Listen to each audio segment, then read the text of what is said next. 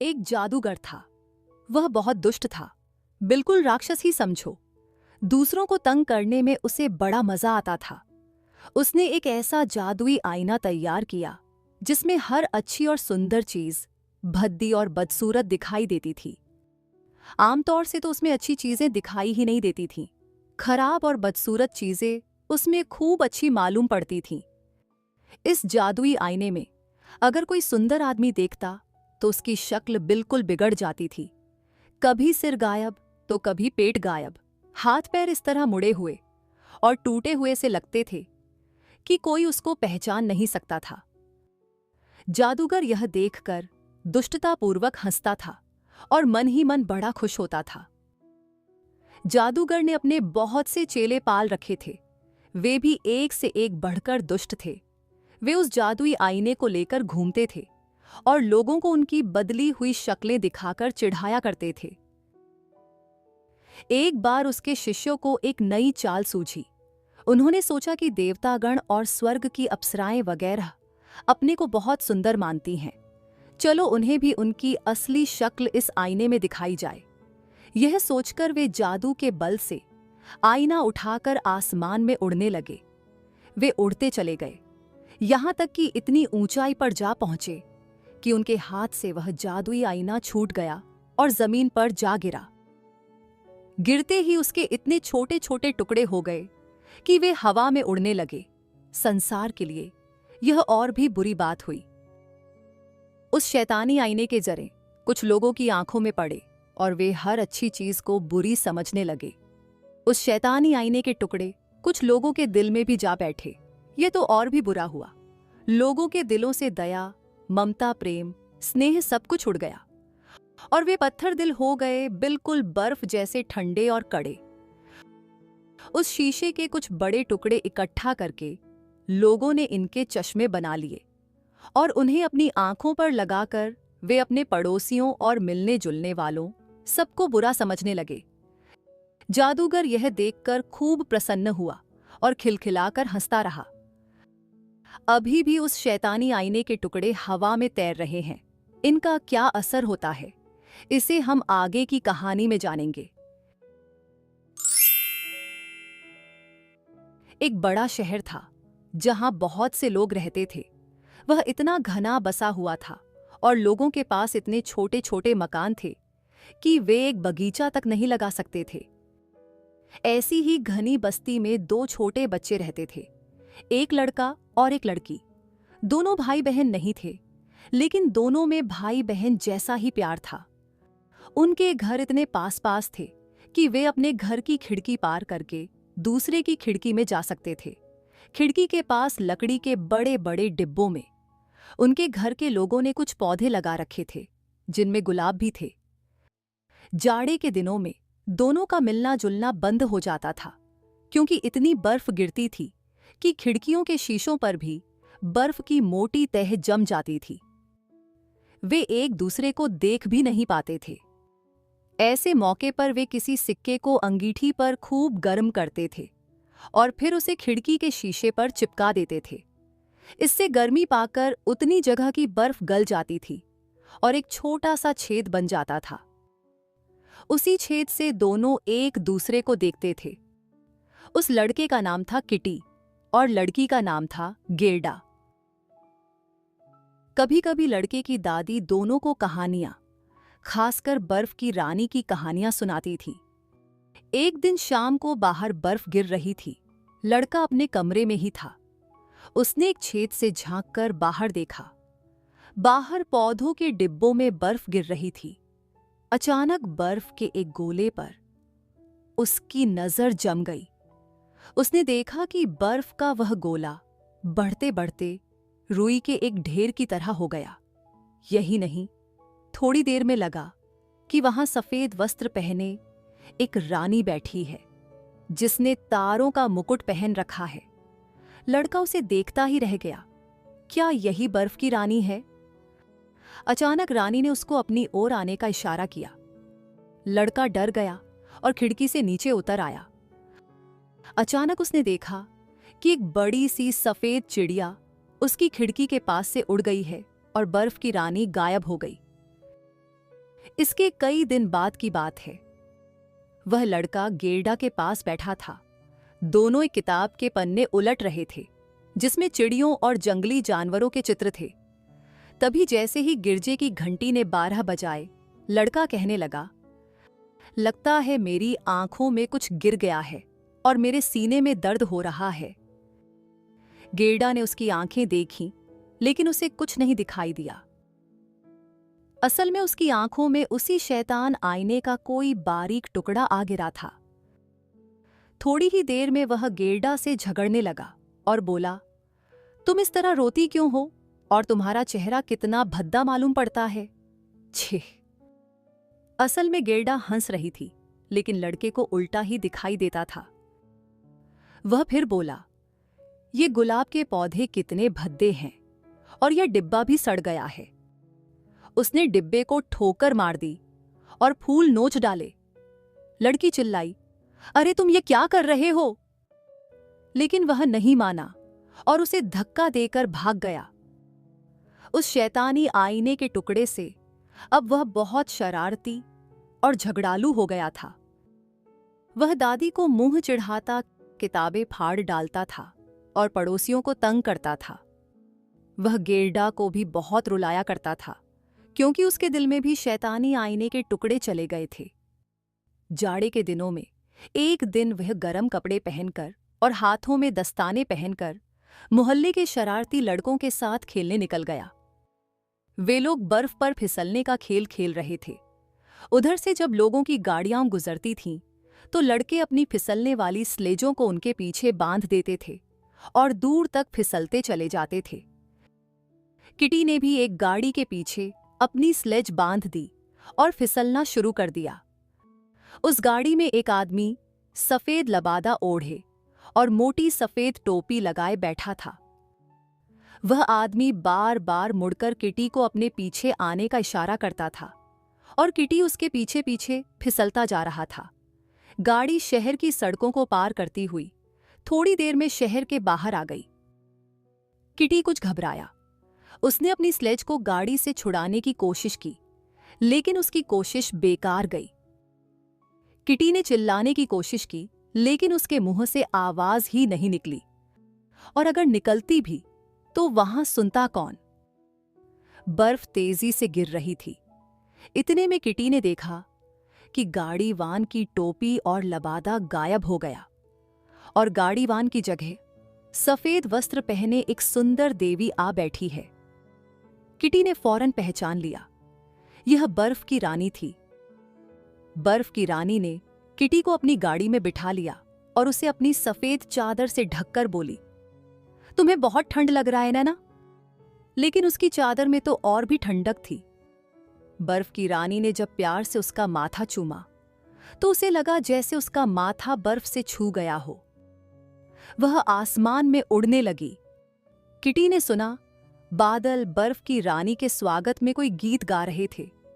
अब वे लोग बादलों के भी ऊपर उड़े जा रहे थे। बर्फ की रानी उसे बादलों के देश में ले आई थी।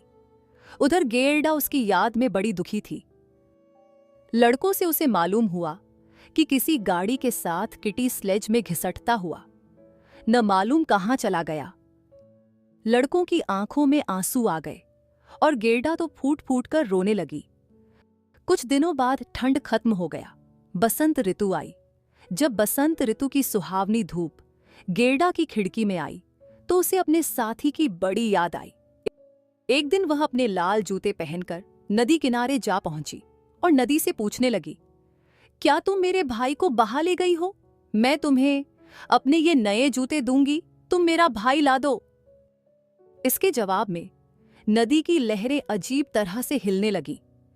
गेरडा ने अपने जूते पानी में फेंक दिए, लेकिन लहरें जूतों को बहाकर फिर से नदी किनारे छोड़ गई। गेरडा को लगा कि शायद उसने जूते ज्यादा दूर नहीं फेंके, इसलिए ये वापस लौट आए हैं। उसने देखा कि पास ही सरपत की झाड़ी के पास एक नाव खड़ी थी। वह नाव पर चढ़ गई और वहां से उसने जोर लगाकर जूते पानी में फेंक दिए। लेकिन ऐसा करते समय नाव को एक झटका लगा और उसकी रस्सी खुल गई और नाव नदी में बहने लगी। गेरडा बड़ी घबराई, लेकिन नाव को रोकने का कोई चारा ही नहीं था। वह बड़ी तेजी से बही जा रही थी। गेरडा डरकर चिल्लाने लगी, लेकिन किसी ने उसकी आवाज नहीं सुनी। नाव बहती रही। गेरडा ने सोचा कि शायद यह नाव उसे किटी के पास ले जाएगी। नाव बहती बहती ऐसी जगह जा पहुंची जहां नदी किनारे एक छोटी सी झोंपड़ी बनी थी, जिसकी एक खिड़की नीली थी और दूसरी लाल। झोंपड़ी के दरवाजे पर लकड़ी के 2 सिपाही खड़े थे। जैसे ही गेरडा की नाव झोंपड़ी के पास पहुंची, सिपाहियों ने उसे सलाम किया। गेरडा ने सोचा शायद ये जिंदा हैं। वह मदद के लिए उन्हें पुकारने लगी, लेकिन सिपाही चुपचाप खड़े रहे। उसकी आवाज सुनकर झोंपड़ी में से एक बुढ़िया निकली। वह एक लाठी के सहारे चल रही थी। उसने अपनी लाठी से नाव को किनारे की ओर खींचते हुए कहा, हाय बेचारी लड़की, तुम कितनी दूर पानी में बह आई। फिर उसने गेरडा को उठाकर किनारे उतार लिया। गेरडा किनारे पर पहुंचकर बहुत खुश हुई, लेकिन साथ ही इस विचित्र बुढ़िया को देखकर उसे डर लग रहा था। बुढ़िया के पूछने पर गेरडा ने सारा किस्सा कह सुनाया और फिर पूछा, क्या तुमने मेरे भाई किटी को देखा है? बुढ़िया बोली, नहीं, मैंने उसे नहीं देखा, लेकिन अगर वह नदी में बह रहा है तो जरूर यहां आ पहुंचेगा। तुम घबराओ मत, तब तक तुम यहीं रहो और आराम से यहां के फूल सूंघो। यहां आसपास बड़ा अच्छा बगीचा है जिसमें ऐसे फूल लगते हैं जैसे तुमने कभी नहीं देखे होंगे। फिर बुढ़िया उसका हाथ पकड़कर उसे अपनी झोंपड़ी में ले गई। अंदर जाकर उसने दरवाजा बंद कर लिया। असल में यह बुढ़िया एक जादूगरनी थी, लेकिन यह दुष्ट नहीं थी। गिरडा के बाल संवारते संवारते वह उस पर जादू कर रही थी। वह उसे अपने पास ही रखना चाहती थी। धीरे धीरे गेरडा किटी को भूलने लगी। फिर बुढ़िया उसे अपना बगीचा दिखाने ले गई। उस बाग में तरह तरह के फूल खिले हुए थे। वह दिन भर उनके बीच खेलती रही। शाम को जब वह थक गई, तब उसके सोने के लिए एक छोटा सा और खूब मुलायम बिस्तर लगाया गया। गेरडा जैसे ही उस पर लेटी कि उसे गहरी नींद आ गई और वह मीठे सपने देखने लगी। इस तरह धीरे धीरे उसके दिन बीतने लगे। वह उस बाग के हर फूल को जानती थी, लेकिन उसे लगता था कि कोई एक फूल इसमें से गायब है। वह कौन सा फूल है, यह उसे याद नहीं आता था। एक दिन उस बुढ़िया की टोपी पर उसकी नजर गई और उसे फौरन याद आया कि इस बाग में गुलाब के फूल नहीं है, इसलिए यह बगीचा इतना सूना सूना सा लगता है। लेकिन असल में बात यही थी कि उस बुढ़िया ने जादू के जोर से बाग के सारे गुलाब के पौधों को गायब कर दिया था। उसे डर था कि अगर गेरडा गुलाब देखेगी तो उसे किटी की याद आ जाएगी। लेकिन वह अपने हैट पर बने हुए गुलाब के चित्र को मिटाना भूल गई थी। यह क्या, इस बाग में गुलाब का एक भी फूल नहीं है? गेरडा बोली।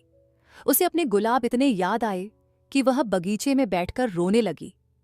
उसके आंसू टपक रहे थे। वहां पहले गुलाब का एक सुंदर सा पौधा लगा था, जिसे बुढ़िया ने अपने जादू के जोर से गायब कर दिया था। गेरडा के गरम गरम आंसू जब उस जगह टपके तो वहां फिर से गुलाब का पौधा निकल आया। उस पर बहुत ही सुंदर फूल खिले थे। गेरडा ने गुलाब के फूल को चूम लिया। उसे पिछली सारी बातें याद हो आईं। उसने गुलाब के फूल से पूछा, क्यों, क्या किटी मर गया? गुलाब के फूल बोले, नहीं, अभी वह मरा नहीं है। हम तो अब तक जमीन में ही थे, जहां मरे हुए लोग रहते हैं। वहां हमें किटी नहीं मिला। लेकिन जब गेरडा ने उनसे किटी का पता पूछा तो उनमें से कोई उसका पता नहीं बता सका। गेरडा उस बाग में बेचैन होकर इधर उधर भटकने लगी। इतने में एक कौवा काव काव करता हुआ आया और गेरडा के सामने आ बैठा। गेरडा ने उससे किटी के बारे में पूछा तो वह बड़ी देर तक चुप रहा और गर्दन हिलाता रहा। फिर अचानक बोला, ओह हाँ, याद आया, शायद वह किटी ही था, लेकिन अब वह राजकुमारी के पास रहता है। वह जरूर तुम्हें भूल गया होगा। इस देश में एक राजकुमारी रहती है। वह बड़ी चालाक है। वह दुनिया भर के अखबार पढ़ती है और सारी खबरें उसे मालूम रहती हैं। एक दिन उसने सोचा कि अब मुझे शादी करनी चाहिए। वह अपने लिए ऐसा लड़का खोजने लगी जो बहुत बुद्धिमान हो, जिसे अच्छी तरह बात करना आता हो। ठीक है, लेकिन क्या मेरा किटी तुम्हें वहां दिखाई दिया? कौवा बोला, ठहरो, बता रहा हूं। हाँ, तो वहां एक दिन एक लड़का आया। वह देखने में बड़ा सुंदर था, बिल्कुल तुम्हारी तरह। वह सीधा अंदर घुस गया। हालांकि वह फटे और गंदे कपड़े पहने था, लेकिन कोई उसे रोक नहीं सका। वह सीधा राजकुमारी के पास जा पहुंचा। उसने राजकुमारी से कहा, मैं तुम्हारी मन जीतने नहीं आया हूं, बल्कि तुम्हारी बुद्धिमानी की बातें सुनने आया हूं। हाँ हाँ, वह मेरा किटी ही होगा। वह बड़ा बहादुर है। क्या तुम मुझे राजकुमारी के महल में ले जा सकते हो? कौवा बोला, यह इतना आसान काम नहीं है। पहले मैं अपनी कौवी से इसके बारे में बात कर लूं, क्योंकि तुम्हारी जैसी छोटी बच्ची को महल में ले जाने की इजाजत पाना बड़ा मुश्किल है। अच्छा, तुम यहीं बैठो, मैं जरा अपनी कौवी से बात कर आऊं। यह कहकर कौवा उड़ गया। थोड़ी देर बाद फिर काव काव करता हुआ वह लौट आया और बोला, मेरी कौवी ने तुमको सलाम भेजा है, और लो, ये रोटी का टुकड़ा भी दिया है। इसे खा लो, तुम्हें भूख लगी होगी। तुम रो मत। मेरी कौवी तुम्हें पीछे के दरवाजे से महल में पहुंचा देगी। आओ, चलो मेरे साथ। रोटी खाकर गेरडा कौवे के साथ चल पड़ी। वह जल्दी जल्दी चल रही थी, क्योंकि उसे डर था कि कहीं वह बुढ़िया पीछे पीछे ना आती हो। थोड़ी देर में वह कौवा उसे एक बहुत बड़े बगीचे में ले गया। वह राजकुमारी के महल का बगीचा था। रास्ते में कौवी भी साथ हो ली। वह रास्ता बताते हुए उसे महल में ले गई। गेरडा मन में घबरा रही थी। एक जीना पार करके वे लोग ऊपर पहुंचे। वहां एक दिया जल रहा था। कौवी के कहने पर गेरडा ने दिया उठा लिया और आगे आगे चलने लगी। थोड़ी देर में वे सोने वाले कमरे में पहुंच गए। वह कमरा बड़ा सुंदर था। देखने में उसकी छत और बीच में लगा हुआ खंभा ताड़ के पेड़ की तरह लगता था, जिसमें तरह तरह के हीरे मोती लगे हुए थे। कमरे में लिली के फूल की शक्ल के 2 पलंग लगे थे। एक राजकुमारी के लिए था और दूसरा राजकुमार के लिए। गेरडा पलंग पर किटी को ढूंढने लगी। उस पर एक लड़का सो रहा था। उसने उसे आवाज दी और दिए से उसके चेहरे पर प्रकाश किया। राजकुमार की नींद खुली नहीं थी। गेरडा को यह देखकर बड़ा अफसोस हुआ कि वह किटी नहीं था। तब तक राजकुमार की नींद भी खुल गई। उसने पूछा, तुम कौन हो और यहां क्या करने आई हो? गेरडा ने रोते रोते अपना सारा किस्सा कह सुनाया। उसने यह भी बताया कि किस तरह इस महल के पालतू कौवा और कौवी ने उसकी मदद की। राजकुमार और राजकुमारी को उसकी कहानी सुनकर बड़ा दुख हुआ, लेकिन कौवे के इस जोड़े पर वे दोनों बहुत प्रसन्न थे। राजकुमार ने अपने पालतू कौवों की बड़ी तारीफ की, क्योंकि उन्होंने एक गरीब लड़की की मदद की थी। राजकुमारी ने उससे पूछा, अच्छा बताओ, तुम लोग महल से आजाद होना चाहते हो, या अपने इस काम के बदले में तुम्हें दरबारी कौवा बना दिया जाए? महल के रसोई घर में जो कुछ बच जाएगा वह तुम्हारा होगा। कौवा और कौवी ने सिर झुकाकर उन्हें सलाम किया और दरबारी कौवा बनना स्वीकार कर लिया। राजकुमारी हुक्म से गेरडा को खाना खिलाया गया और फिर आराम से सुला दिया गया। दूसरे दिन गेरडा को खूब अच्छे अच्छे कपड़े पहनने को मिले और उससे कहा गया कि तुम महल में ही कुछ दिन मेहमान बनकर रहो। लेकिन गेरडा राजी नहीं हुई। उसने सिर्फ एक जोड़े जूते और एक छोटी घोड़ा गाड़ी मांग ली, ताकि उसमें बैठकर वह किटी को खोजने जा सके। फौरन उसके लिए एक नई गाड़ी का इंतजाम किया गया। यह असली सोने की बनी हुई गाड़ी थी। उसमें एक कोचवान और 4 नौकर भी थे। राजकुमारी ने खुद सहारा देकर गेरडा को गाड़ी में बिठाया और सम्मान सहित विदा किया। गाड़ी एक घने और अंधेरे जंगल में से होकर आगे बढ़ने लगी। अंधेरे में वह काफी चमक रही थी। उस जंगल में कुछ डाकू रहते थे। जब उनकी नजर गाड़ी पर पड़ी, तब वे अपने आप को नहीं रोक सके। उन्होंने आपस में तय किया कि इसे लूटना चाहिए। गाड़ी सोने की मालूम होती है। डाकुओं ने आगे बढ़कर अचानक गेरडा की गाड़ी को घेर लिया। उन्होंने कोचवान और नौकरों को मार डाला और गेरडा को गाड़ी के बाहर खींच लिया। तब तक एक बूढ़ी लुटेरिन भी वहां आ पहुंची। उसका आदमी लुटेरों का सरदार था। गेरडा को देखकर वह बोली, वाह कैसी मोटी ताजी लड़की है, इसे मुझे पकड़ा दो, ये खाने में बड़ी जायकेदार लगेगी। वह बुढ़िया बड़ी डरावनी थी।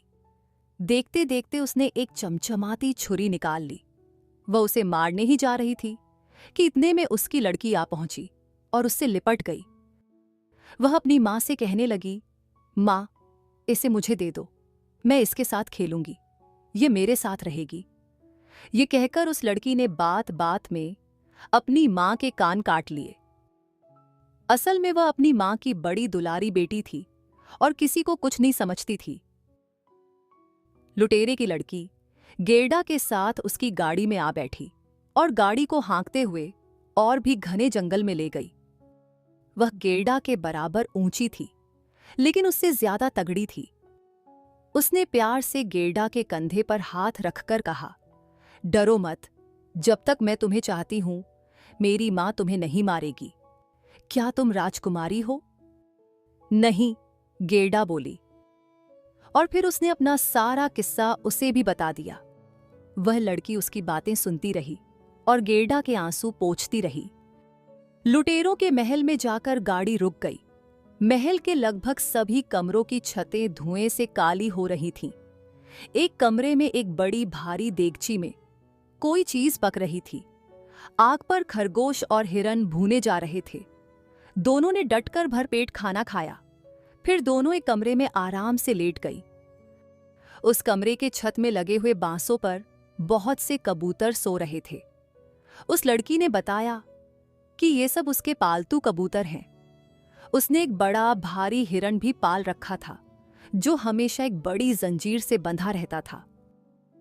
थोड़ी देर तक इधर उधर की बातें करने के बाद वह लड़की सो गई, लेकिन गेरडा को नींद नहीं आ रही थी। इतने में दो जंगली कबूतर बोले, गुटरगू, गुटरगू, हमने तुम्हारे किटी को देखा है। वह बर्फ की रानी के रथ के साथ अपनी स्लेज बांधकर भागा चला जा रहा था। ये क्या कह रहे हो तुम लोग? जरा मुझे भी बताओ कि बर्फ की रानी कहाँ रहती है? क्या तुम लोग कुछ जानते हो? गेरडा ने कबूतरों से पूछा। हमें यह तो नहीं पता कि वह कहाँ रहती है।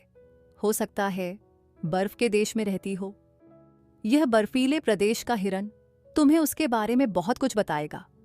इतने में रेंडियर अपने पिंजरे से बोला, वहां चारों तरफ हमेशा बर्फ ही बर्फ रहती है। वहां सब आजादी से रहते हैं। बर्फ की रानी गर्मी के दिनों में बर्फ के मैदान में आ जाती है, लेकिन उसका किला उत्तरी ध्रुव पर है। सुबह उठकर गेरडा ने उस लड़की को कबूतर और रेंडियर की बातें बता दी और उससे मदद मांगी। लुटेरे की लड़की राजी हो गई। दोपहर में जब सब लोग खा पीकर सो गए, तब उस लड़की ने गेरडा को रेंडियर से अपने साथ उत्तर के बर्फीले देश लैपलैंड पहुंचा आने को कहा। रेंडियर फौरन राजी हो गया। लुटेरे की लड़की ने गेरडा को रेंडियर की पीठ पर बांध दिया और अपनी मां के बड़े बड़े दस्ताने हाथों में पहना दिए, ताकि बर्फीले देश में उसे ज्यादा ठंड न लगे।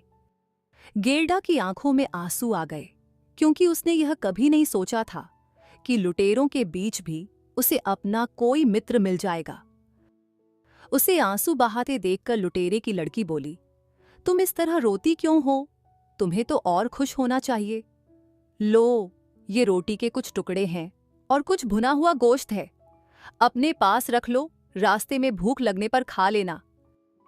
फिर उसने रेंडियर की पीठ ठोक कर कहा, देखो इस लड़की को कहीं गिराना मत, बहुत संभाल कर ले जाना।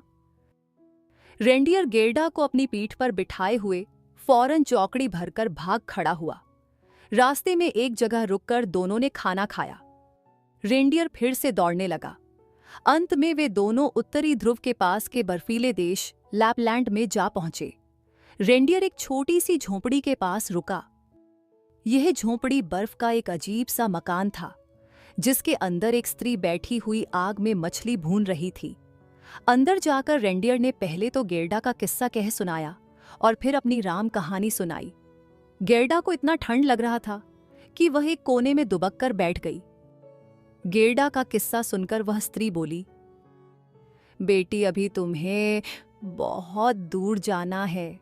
यहाँ से 100 मील दूर फिनलैंड नाम का एक देश पड़ता है। आजकल बर्फ की रानी ने वहीं पर डेरा डाल रखा। उसके खेमे में रोज रात को नीले रंग की बत्तियां जलती हैं। लो, एक मछली के सूखे हुए टुकड़े, पर मैं तुम्हें एक चिट्ठी लिख देती हूं, क्योंकि मेरे पास कोई कागज नहीं है। यह चिट्ठी तुम रास्ते में रहने वाली फिनलैंड की एक स्त्री को दे देना, वह तुम्हें आगे का रास्ता बता देगी। उसने गेरडा को खाना खिलाया। गेरडा ने कुछ समय तक आग तापी और फिर वह उसकी चिट्ठी लेकर रेंडियर की पीठ पर सवार हो गई। रेंडियर दौड़ने लगा। रेंडियर रात भर दौड़ता रहा और फिनलैंड जा पहुंचा। वह उस स्त्री की झोंपड़ी जानता था जिसके नाम गेरडा एक चिट्ठी लेकर जा रही थी। उसने वहां जाकर आवाज लगाई और फिर घुटनों के बल रेंगते हुए दोनों उसकी झोंपड़ी में घुस गए। अंदर आग जल रही थी। गेरडा आग तापने बैठ गई। उस स्त्री ने सूखी मछली पर लिखी हुई चिट्ठी 2-3 बार पढ़ी और फिर मछली को खाने के लिए संभाल कर रख लिया। फिर उसने रेंडियर से कहा, इस लड़की का भाई किटी अभी तक बर्फ की रानी के साथ ही रहता है।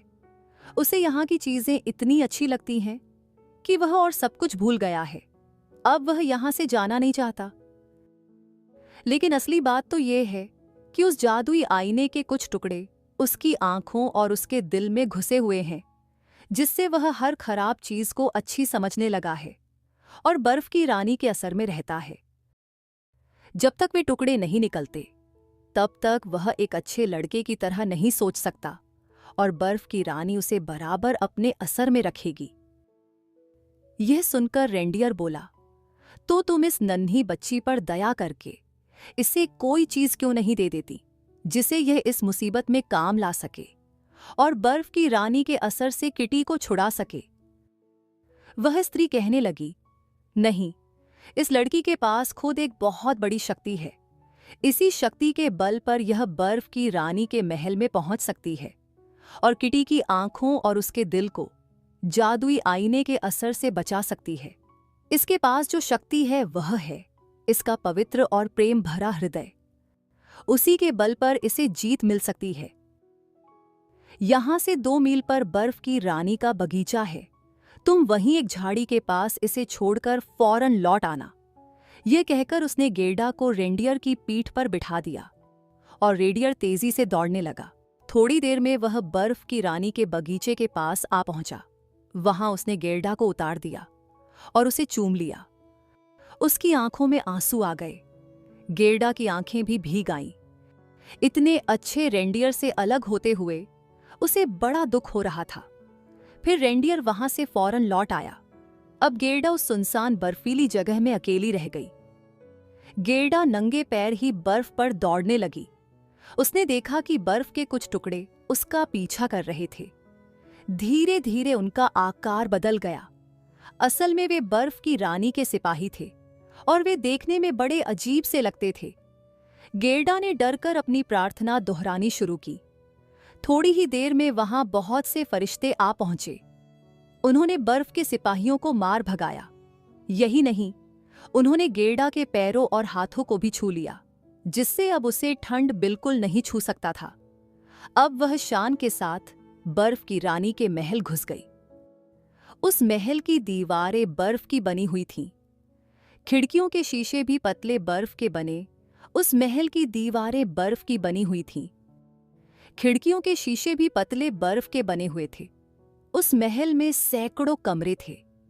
वे सब उत्तरी प्रकाश से जगमग थे।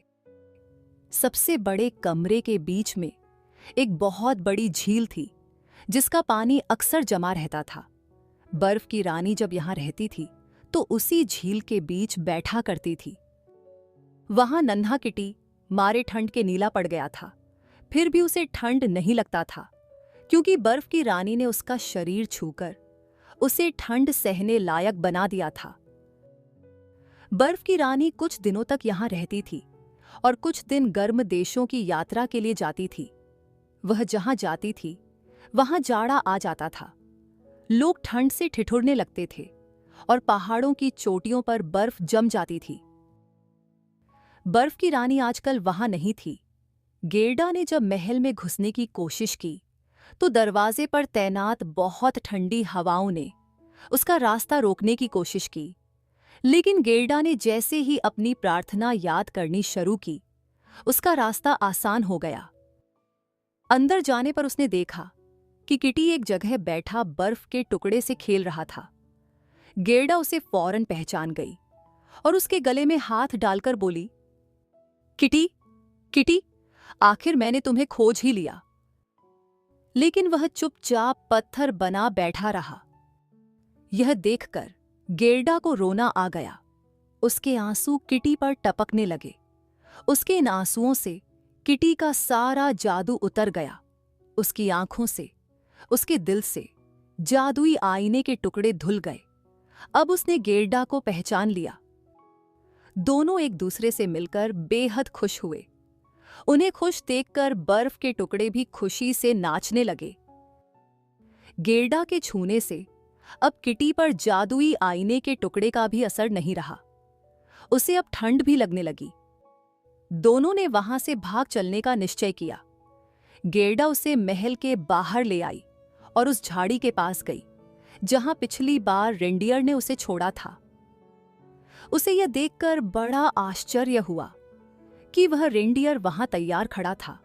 यही नहीं, वह अपने साथ एक छोटा रेंडियर और ले आया। दोनों एक एक की पीठ पर सवार हो गए। थोड़ी ही देर में रेंडियर उन्हें फिनलैंड वाली स्त्री के घर ले आए। वहां उन्होंने खाना खाया। इसके बाद वे लैपलैंड वाली स्त्री के यहां पहुंचे। उसने उन्हें नए कपड़े दिए और एक स्लेज गाड़ी दी। लैपलैंड की सीमा के पार, जहां से बर्फीला प्रदेश खत्म हो जाता था, वहां पहुंचकर उस स्त्री ने उनसे विदा ली। दोनों रेंडियर भी उसी के साथ लौट गए। अब दोनों पैदल ही चलने लगे।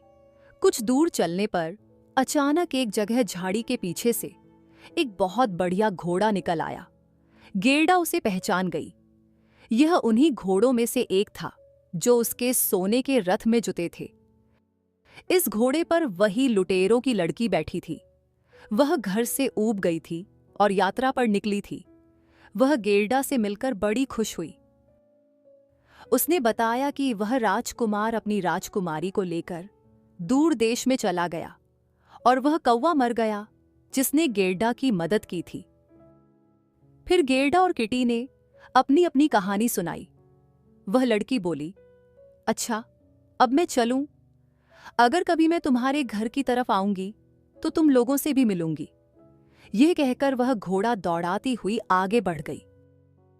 गेरडा और किटी आगे चले। चलते चलते वे लोग आगे एक बड़े शहर में पहुंचे। कुछ सड़कों को पार कर आगे जाने पर फौरन उन्होंने पहचान लिया कि यह तो उनका अपना शहर है। गेरडा अपनी दादी का मकान पहचान गई। दोनों अंदर चले गए। वही कमरा, वही सब कुछ। घड़ी उसी तरह टिक टिक कर रही थी। किसी चीज में कोई फर्क नहीं आया था। फर्क था तो सिर्फ उन्हीं दोनों में। वे अब काफी बड़े हो गए थे। खिड़कियों में अब भी गुलाब के फूल खिले हुए थे। दोनों घर लौटकर बहुत खुश थे। और इसी के साथ आज की यह कहानी यहीं पर समाप्त होती है। दोस्तों, बर्फ की रानी हैंस क्रिश्चियन एंडरसन द्वारा लिखित एक प्रसिद्ध डैनिश कहानी है जो एक छोटी लड़की के जीवन की कहानी को दर्शाती है। इस कहानी में हैंस क्रिश्चियन एंडरसन ने दोस्ती और प्रेम की शक्ति को दर्शाया है। यह कहानी हमें सच्ची दोस्ती और प्रेम की महत्ता को दर्शाती है और जीवन की चुनौतियों का सामना करने की शक्ति को प्रेरित करती है।